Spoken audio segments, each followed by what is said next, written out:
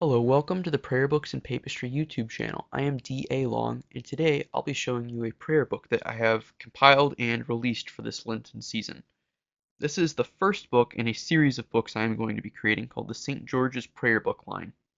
The goal of this series is to create uh, books that capture the Anglican spirituality as found in the Anglican use of the Catholic Church. So I've drawn from various elements of the worthy Anglican Patrimony, and I have supplemented doctrinal helps from Catholic manuals of old. This book has a comprehensive bibliography in the back that shows you what books I drew from. So it has a mix of Anglican and Roman Catholic books back here. It's important to note that this book can be used by anyone that finds the Anglican Patrimony nourishing.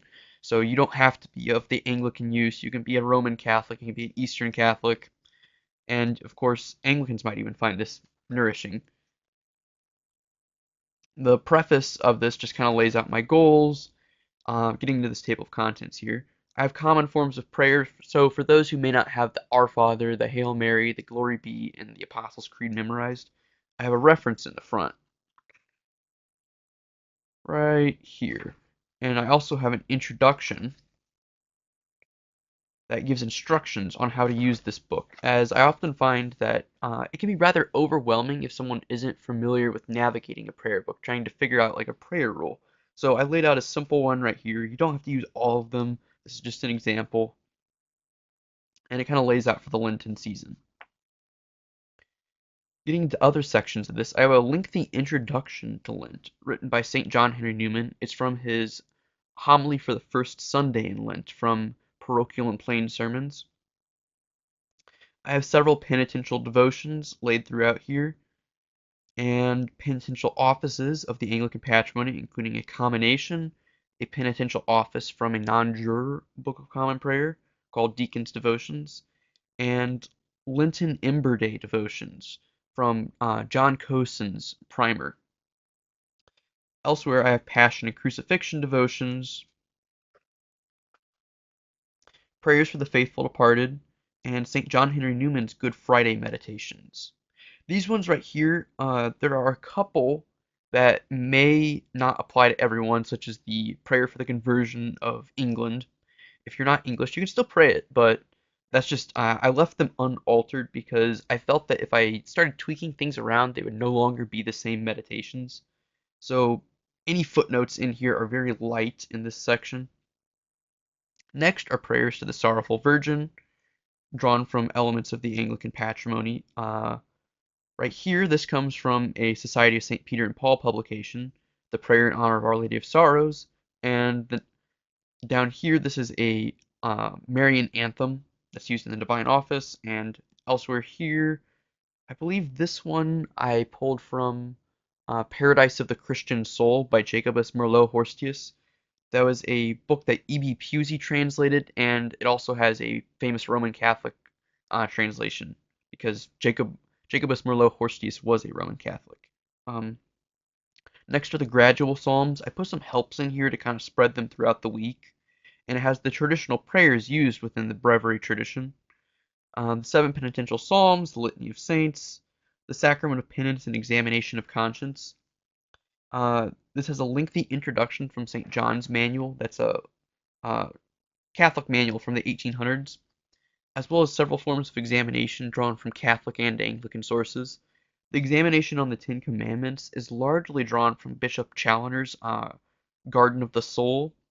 Elsewhere, the daily forms of examination and some other helps come from some Anglican sources, such as Hints to Penitence by a Priest, which was a manual for confessors in the Anglican Communion when the Oxford movement sought the mass restoration of confession as a practice.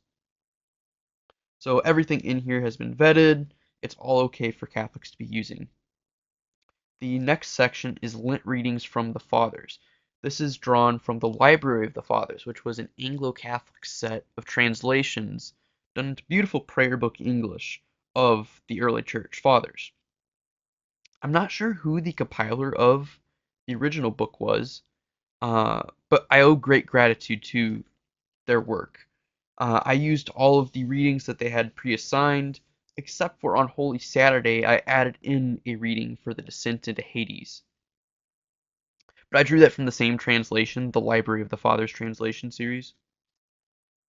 So to get into some past the table of contents and some other contents of the book, I have illustrations throughout. So little page ornaments at the ending, illustrations at the beginning, and I have rubrics in red, kind of give you an idea. Oh, and right here, this is my proof copy, so the ones that people order will be corrected. This is from very early on in my draft process. I went through to try and find errata, and I struck them out, replaced them, and so the documents that are uploaded to the publisher are the corrected ones. So anything that people order will be corrected. Well, it will be the corrected version.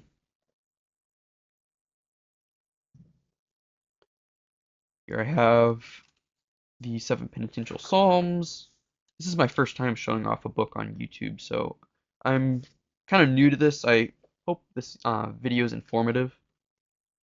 On the Patrimony Treasures website, a concise edition of some of the prayers on here can be found, as well as on my blog. And I've uploaded the first week of patristic readings to my Substack, so if people want to order the book still, they can keep up on the readings until it comes in for them.